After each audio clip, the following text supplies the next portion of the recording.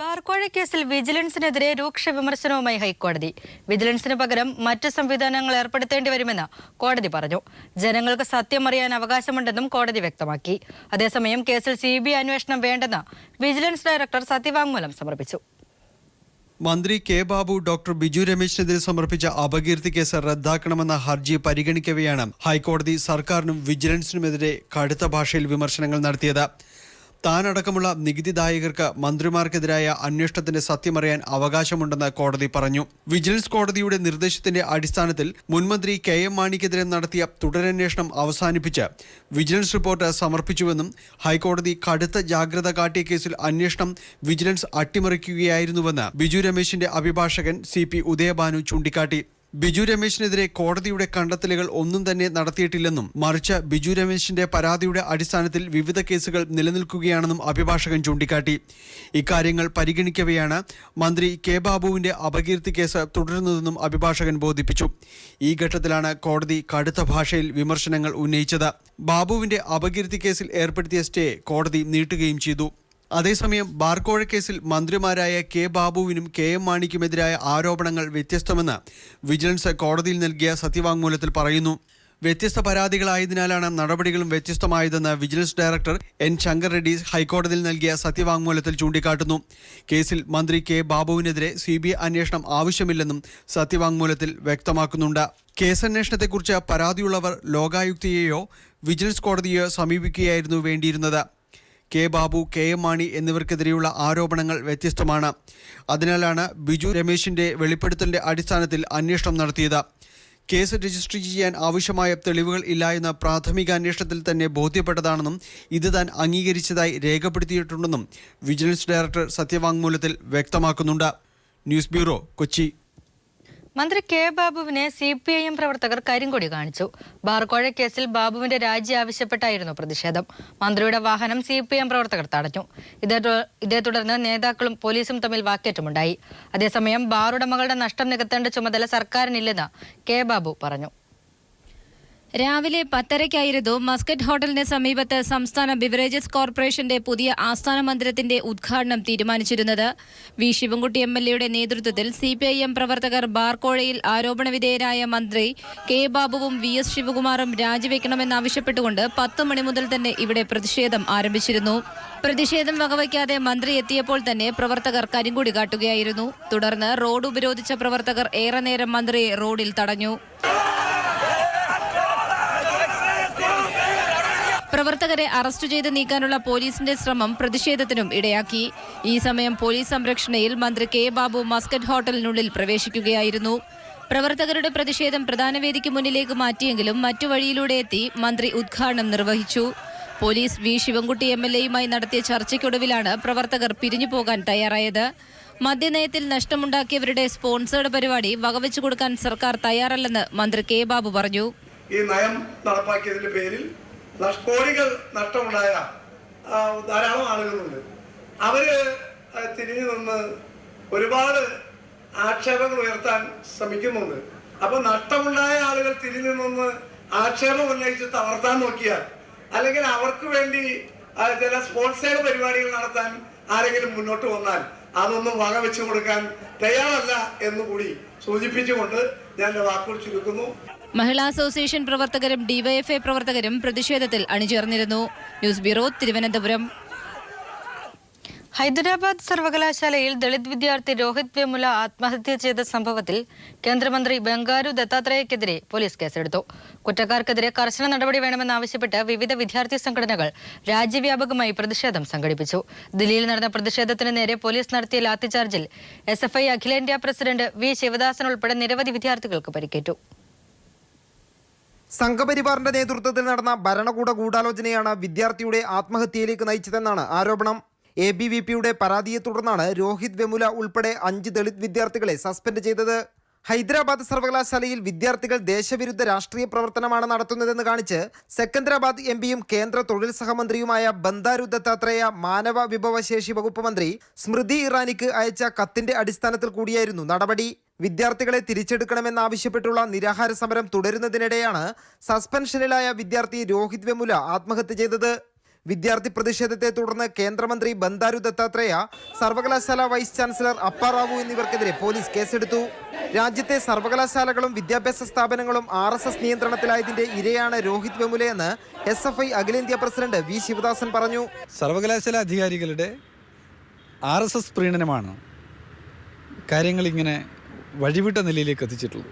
RSS നടത്തുന്ന ദളിത് പീഡനം അവസാനിപ്പിക്കണമെന്നും വിദ്യാർത്ഥിയുടെ ആത്മഹത്യക്ക് കാരണക്കാരായവർക്കെതിരെ കർശന നടപടി വേണമെന്നും ആവശ്യപ്പെട്ട് വിവിധ വിദ്യാർത്ഥി സംഘടനകൾ രാജ്യവ്യാപകമായി പ്രതിഷേധിച്ചു. SFIയുടെ നേതൃത്വത്തിൽ ദില്ലി മാനവ വിഭവശേഷി മന്ത്രാലയത്തിന് മുന്നിൽ നടന്ന സമരത്തിന് നേരെ പോലീസ് ജലപീരങ്കി പ്രയോഗിച്ചു. രോഹിത്തിന്റെ മരണത്തിന് ഇടയാക്കിയ കേന്ദ്രമന്ത്രിമാർ ഉൾപ്പെടെയുള്ളവർക്കെതിരെ നടപടി സ്വീകരിക്കണമെന്നാവശ്യപ്പെട്ട് വലിയ രീതിയിലുള്ള വിദ്യാർത്ഥി പ്രക്ഷോഭത്തിനാണ് രാജ്യതലസ്ഥാനം സാക്ഷ്യം വഹിച്ചത്. വിവിധ സംഘടനകൾ ദില്ലിയിൽ നടന്ന പ്രതിഷേധത്തിൽ പങ്കെടുത്തു. SFI അഖിലേന്ത്യാ പ്രസിഡന്റ് വി ശിവദാസൻ ഉൾപ്പെടെ നിരവധി വിദ്യാർത്ഥികൾക്ക് പരിക്കേറ്റു. വരും ദിവസങ്ങളിലും സമരം തുടരാനാണ് വിദ്യാർത്ഥി സംഘടനകളുടെ തീരുമാനം. ദില്ലിയിൽ നിന്നും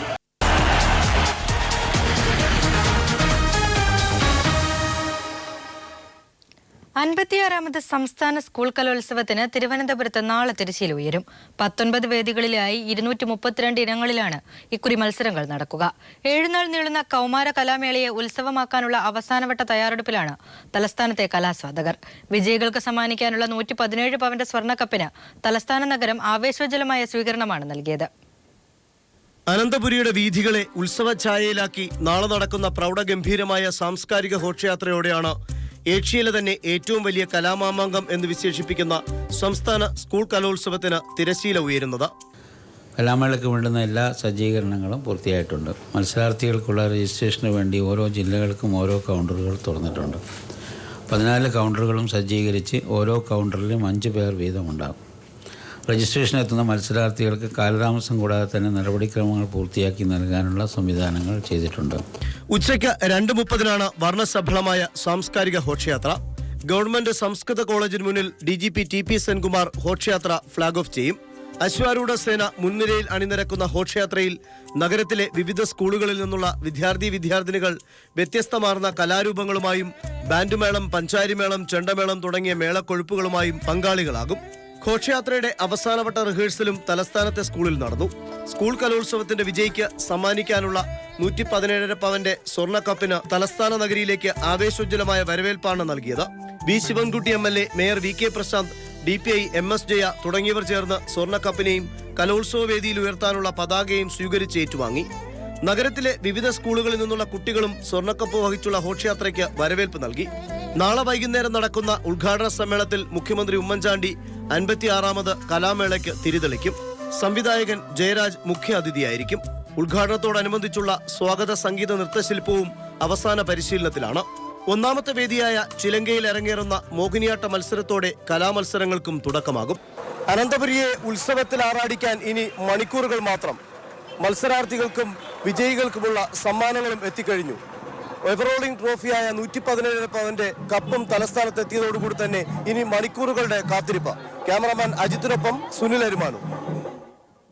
സ്കൂൾ കലോത്സവത്തിനുള്ള പാചകപ്പുരയൊരുങ്ങി. വിദ്യാഭ്യാസ മന്ത്രിയും തലസ്ഥാന മേയറും ചേർന്ന് പാചകപ്പുരയിൽ പാലുകാച്ചൽ കർമ്മം നിർവഹിച്ചു. പഴയിടം തന്നെയാണ് ഇത്തവണയും ഊട്ടുപുര ഒരുക്കുന്നത്. 25,000 പേർക്ക് 7 ദിവസം ഭക്ഷണം, 3,000 പേർക്ക് ഒരേ സമയം ഭക്ഷണം കഴിക്കാനുള്ള സൗകര്യം, ഊട്ടുപുരയും സമൃദ്ധമായി കഴിഞ്ഞു. വിദ്യാഭ്യാസ മന്ത്രി PK അബ്ദുൾ റബ്ബും മേയർ VK പ്രശാന്തും ചേർന്ന് പാലുകാച്ചൽ കർമ്മം നിർവഹിച്ചു. ഒരുക്കങ്ങളെല്ലാം പൂർത്തിയായതായി വിദ്യാഭ്യാസ മന്ത്രി പറഞ്ഞു. നമ്മളിപ്പോൾ കലോത്സവവുമായി ബന്ധപ്പെട്ടിട്ടുള്ള ഏറ്റവും ആദ്യത്തെ ചടങ്ങാണ് ഇപ്പം നിർവഹിച്ചത്. ഇതിനെ പാലുകാച്ചുക എന്നുള്ളത്. അപ്പോൾ പാലുകാച്ചൽ വളരെ ഭംഗിയായി നടന്നു. പതിവ് തെറ്റാതെ പഴയിടം നമ്പൂതിരിയുടെ കൈപുണ്യത്തിന് ഇത്തവണയും മേള സാക്ഷിയാവും. സാധാരണ പതിവുള്ള പോലെയുള്ള 7 ദിവസങ്ങളിലും വ്യത്യസ്തമായിട്ടുള്ള പായസങ്ങൾ ഉൾപ്പെടെയുള്ള ഒരു മെനു ആണ് തയ്യാറാക്കിയിരിക്കുന്നത്. വിദ്യാഭ്യാസ മന്ത്രി അബ്ദുൾ റബ്ബും മേയർ VK പ്രശാന്തും DPI MS ജയയും ഊട്ടുപുരയിലെ ഒരുക്കങ്ങളും വിലയിരുത്തി. മത്സര ഇനമല്ലെങ്കിലും മേളയിലെ പ്രധാന വേദിയാണിത്. തൈക്കാട്ടെ ഈ വേദി പതിവിലും നേരത്തെ സമൃദ്ധമായി കഴിഞ്ഞു.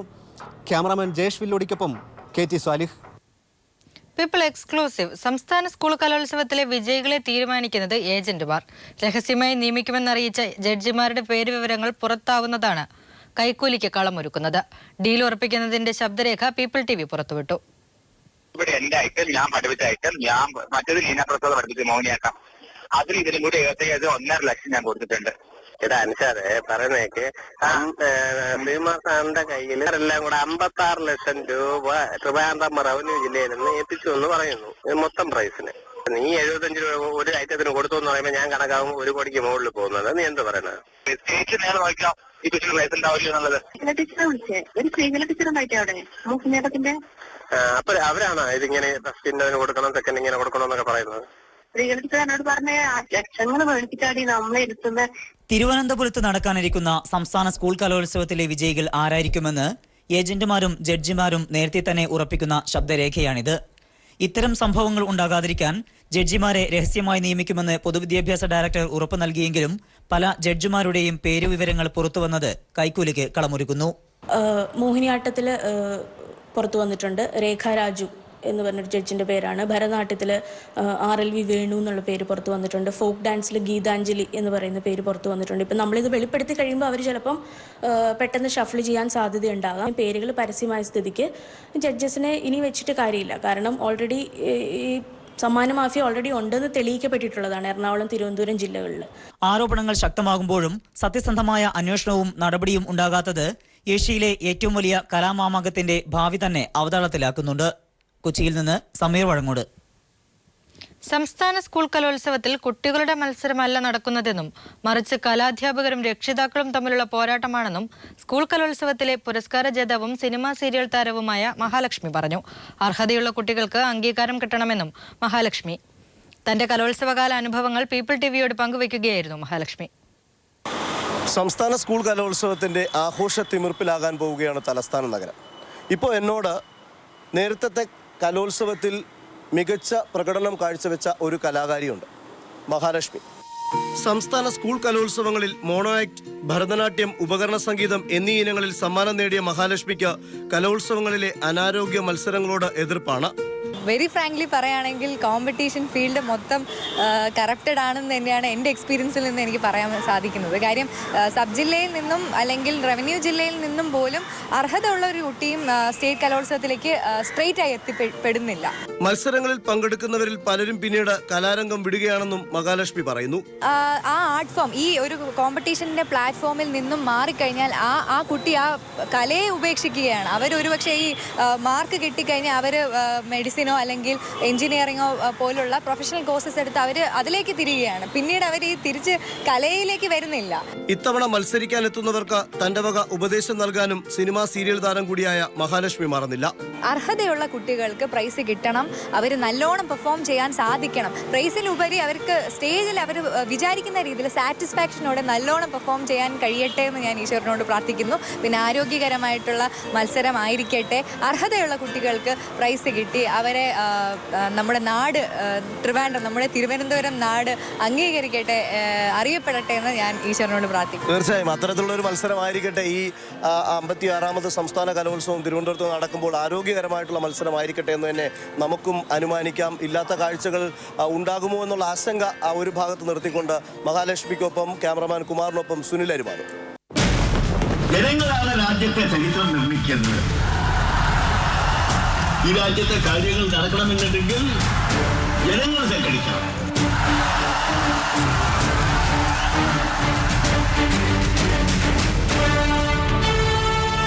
ചരിത്രം ഒരു ഓർമ്മപ്പെടുത്തലാണ്, ഒപ്പം ഭാവിയിലേക്കുള്ള ഒരു തിരുത്തൽ രേഖയും. പുതിയ ചിന്ത, പുതിയ കർമ്മം, പുതിയ കേരളം. പങ്കെടുക്കൂ, അണിചേരൂ ഈ ബഹുജന മുന്നേറ്റത്തിൽ. പിണറായി വിജയൻ നയിക്കുന്ന നവകേരള മാർച്ച് 4ാം ദിവസം കണ്ണൂർ ജില്ലയിലെ മമ്പറം, പാനൂർ, തലശ്ശേരി, കണ്ണൂർ എന്നിവിടങ്ങളിൽ പര്യടനം നടത്തി. ഉജ്ജ്വല വരവേൽപ്പാണ് രക്തസാക്ഷികളുടെ ഓർമ്മകൾ ഇരമ്പുന്ന കണ്ണൂർ പിണറായിക്ക് നൽകിയത്. വിജയ ഹോം അപ്ലയൻസസിന്റെ 4ാമത് ഷോറൂം അടൂരിൽ പ്രവർത്തനം ആരംഭിച്ചു. മന്ത്രി അടൂർ പ്രകാശ് ഷോറൂം ഉദ്ഘാടനം ചെയ്തു. ശുംഭകാനന്ദ സ്വാമി, വിജയമ്മ വിദ്യാധരൻ, ചിറ്റയം ഗോപകുമാർ MLA, VN വാസവൻ തുടങ്ങിയവർ സംബന്ധിച്ചു. മലബാർ ഗോൾഡ് ആൻഡ് ഡയമണ്ട്സിന്റെ 145ാമത് ഷോറൂം ദമാമിൽ പ്രവർത്തനം ആരംഭിച്ചു. സൗദി രാജകുമാരൻ ബിൻ അബ്ദുള്ള ബിൻ അബ്ദുൾ അസീസും Lulu group MD MA Yusuff അലിയും ചേർന്നാണ് ഷോറൂമിന്റെ ഉദ്ഘാടനം നിർവഹിച്ചത്. ദമാമിലെ രണ്ടാമത്തെ ഷോറൂമാണിത്. പ്രിൻസ് ബിൻ ഫഹദ് റോഡിലുള്ള ലുലു ഹൈപ്പർ മാർക്കറ്റിലാണ് ദമാമിലെ പുതിയ ഷോറൂം പ്രവർത്തിക്കുന്നത്. 100 സ്വർണ്ണ നാണയങ്ങൾ ഉൾപ്പെടെ വമ്പിച്ച ഉദ്ഘാടന ഓഫറുകളാണ് മലബാർ ഗോൾഡ് ആൻഡ് ഡയമണ്ട്സ് ഒരുക്കിയിരിക്കുന്നത്. VM സുധീറിനെതിരെ പരോക്ഷ വിമർശനവുമായി ആഭ്യന്തരമന്ത്രി രമേശ് ചെന്നിത്തല. താൻ KPCC പ്രസിഡന്റായിരുന്നപ്പോൾ തുടർ വിജയങ്ങൾ ഉണ്ടായിരുന്നുവെന്നും തദ്ദേശ തെരഞ്ഞെടുപ്പ് ഫലം ഷോക്ക് ട്രീറ്റ്മെന്റ് ആണെന്നും ചെന്നിത്തല പറഞ്ഞു. ജില്ലാ കോൺഗ്രസ് കമ്മിറ്റി ഓഫീസിൽ നടന്ന യോഗത്തിലായിരുന്നു ചെന്നിത്തലയുടെ ഒളിയമ്പ്. പുതിയ രാഷ്ട്രീയ സാഹചര്യത്തിൽ MP വീരേന്ദ്രകുമാറുമായി രമേശ് ചെന്നിത്തല കൂടിക്കാഴ്ച നടത്തി.